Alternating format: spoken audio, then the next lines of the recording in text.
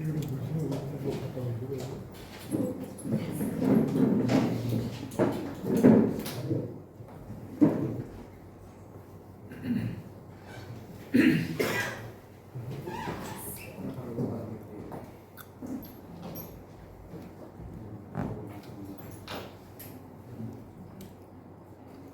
you guys are ready. Camera.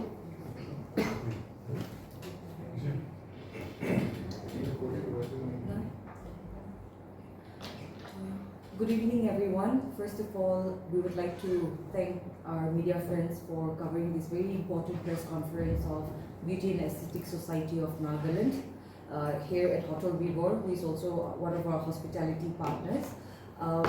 As you are all aware, the grand finale of Miss Universe Nagaland 2025 is scheduled to be held tomorrow at RCM Pageant from 5:30 onwards, and we are very honored and pleased to welcome our two guests, Miss Ria Singha, who is the Miss Universe India the reigning Miss Universe India, and the Director of Franchise Operations, Mr. Amjad Khan of Miss Universe India. Before I give the time to our two guests, I would particularly like to thank to all our sponsors and partners for being with the society in this journey. And a special mention to Mr. Mahesh Koteja, who is also the State BGP Treasurer, for hosting the welcome dinner for our guests. I would now like to give time to Mr. Khan and Mr. 2024, and it's such an honor to be here at Nagaland. I have always heard so many good things about this beautiful state, and Rofazano, who has represented this state, who was there at the competition when I was at the same time. We have some really fond memories together, and I'm sure that the girls this year are going to come very strong, very prepared, and I'm really looking forward to see the competition because I've heard that Nagaland really supports pageantry, and I think that is beautiful. It is not very common to see that, and I'm so glad that it is growing, it is expanding, and it is becoming something that everybody knows now. And Miss Universe is a pageant, is a platform that supports many causes. It is also about tourism, it's also about telling people and making people aware about where we are. And I think that is the most beautiful thing about pageantry. Director of Franchisee Operation from Miss Universe India. So we have started our journey on March 30th with our first state pageant, which was in Uttar Pradesh. This is going to be our 21st or 22nd state which we are covering. Even I forgot the exact count of the states which we have covered so far. But yes, the association with BSN has been a long-term association. And I think before we roll out the franchisee for Miss Universe, I think a couple of years before also they were partnering with us for other pageants. So yeah, we have a lot of expectation from them, and we look forward for tomorrow's event. Just one thing, I think we have made it very easy now for all the girls to participate by bringing the pageant to your state. So you no longer need to come to metro cities and give audition. Now directly you can audition, or you can participate in your pageant in your respective states. So next year hopefully we look forward to have more number of participants, and the count is this year is 40. Next year I will give the target for 30 contestants that we will want to see from Nagaland. Thank you so much, guys. You have just heard about Nagaland, but coming here, what is your experience? Just maybe from Dimapur to Kohima, few hours? No, in these few hours I've experienced so much. The drive was so beautiful. Usually I get car sick, but having seen the beautiful scenery, I was so distracted. I was in complete awe of how beautiful it was. And I've also been told that the coffee here is really good, so I'm also willing to try that.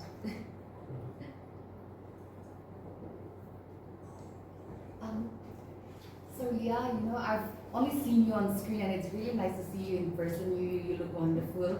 And in one of your interviews, you mentioned that question and answers are something that you look forward to, and that section in a pageant may be dreaded by many other contestants. What is your mantra behind easing the question and answer rounds, and then any tips that you'd like to leave for the girls preparing for Nagaland?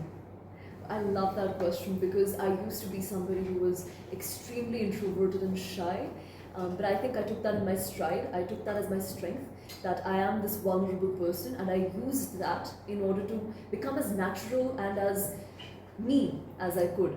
And I think that is what set me apart, and that is what made me even more confident, because I didn't really have anything to hide. I always showed who I was, and I think that's why people like listening. When you're real, when you're raw, that's what gave me the confidence. And I think that's what girls can also take back, that don't have any apprehensions on being open. Yeah. I have another question. So for you, your parents have been instrumental in your pageantry journey. Nagaland also has, it's developing the culture where there are societies like the Beauty and Aesthetics Societies of Nagaland now promoting pageantry. But if we look back in the households, not many families, advocate for pageantry as such. Any message that you'd like to leave to them, and especially they have younger girls looking forward to you and wanting to follow in this footpath. First of all, I would like to applaud the evolution that has happened, where there's so much more awareness. I think you mentioned the Hornbill Festival that happens, where one of the biggest parts and significant parts of this festival is the pageantry. To make it such an essential part of the society, first of all, that is great. And I am always for evolution and getting better. But for the parts that aren't talked about, the places that pageantry is still a taboo, I would just like to say that pageantry has also evolved. It is not what it used to be, where it's only about the appearance. It is a lot more about what you can do for the society. And I think that's the beauty of it. And first of all, let your girls do what they want to. Apart from pageantry, it can be anything. Everyone has freedom of choice, and I think that is very important in today's day and age. And of course, pageantry is a platform that really elevates and gives the space to speak.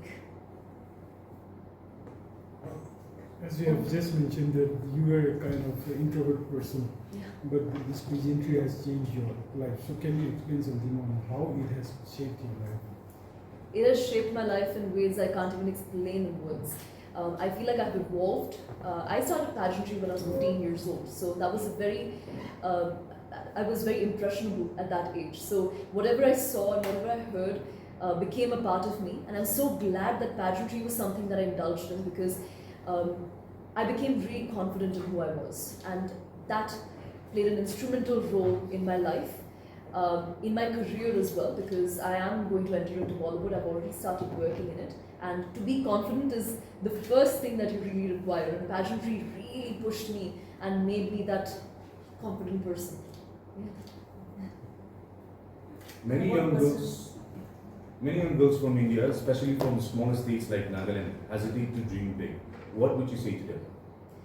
Well, please dream big. I mean, that is the best thing you can do for yourself. It starts with a dream, it becomes a vision, and then you have to make it your goal and actually end up doing it. I think what ends up happening is it remains a dream, and it just stays a dream. And I think as a society, we all need to come together and help the girls realize that it doesn't just need to remain there. It doesn't just need to remain something that's in your imagination and your mind. It can become a reality. But I'm just glad that they have the opportunity and the privilege to even dream. That's a start. What is one of the most misconceptions that people have about pageantry, and what is the actual reality that's behind it? There are many misconceptions about pageantry. Many people misunderstand what it stands for. What it really is about a platform to speak up about what's going around and how we can better our society to make this place just a little bit of a better place to live. We are just these individuals, but we have a platform where people listen. Again, like I said, impressionable, young generation who listens. And if there is space for us to speak, if we have the platform, then I think that is all we require for people to know, for people to be aware about what is going on. That is what pageantry is. It's not about the outer appearance and the beauty and the way somebody looks. So beyond this crown, what experience do you wish that girls will gain from this experience? Well, every queen has 1 year to reign, and in this few months, almost my reign is about to come to an end. So I can tell you for sure that there are people out there who start to get to know you, they start to relate to you, and it creates a sort of a community where it's a community of positivity where what can be bettered. And I think every year the queen that comes, she brings something new to the table. So I think what I have to bring, maybe the next queen has something completely different. And that is why every year there is a new person, there is a new story that is told, and that is how pageantry really stands out. One question. First of all, welcome to Nagaland. It's so nice seeing you. I have a question. In Nagaland, right now, one much discussed about is the growing of pageantries and different organizations organizing different titles as well. So many a times when you look at some of the crowns, it's just left with someone getting a crown without going on ahead with taking the crown with a cause. So how does an organization, or how does someone who wins a crown carry on that crown and go ahead and take it with a cause? How do they spread, or how do they, just like you also, I believe you have your own causes, and you are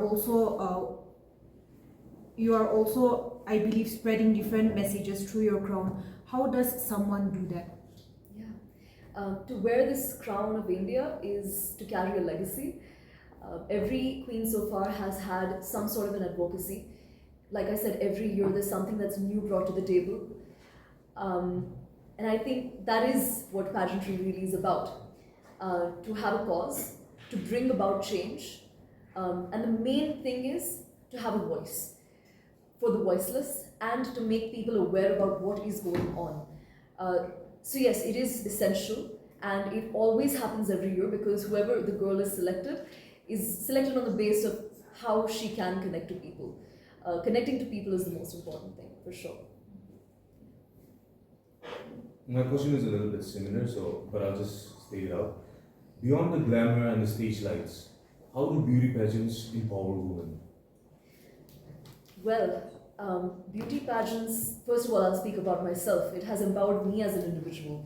Not just because I participated in it, also because when I was just a viewer, when I was somebody who was watching and learning, I realized that women have this platform. It is women-oriented, and it is for the women, by the women, and I think that is what makes it really beautiful. And the moment I started participating in it, it changed me in so many ways. It made me confident, it made me powerful because I got a platform. Of course, there are so many things people have to say in their minds, but then you need that microphone, you need that stage, you need people to listen to you. And that is where I think women empowerment really comes in. How do you think to carry forward this legacy that we have been crowned after your reign and so on?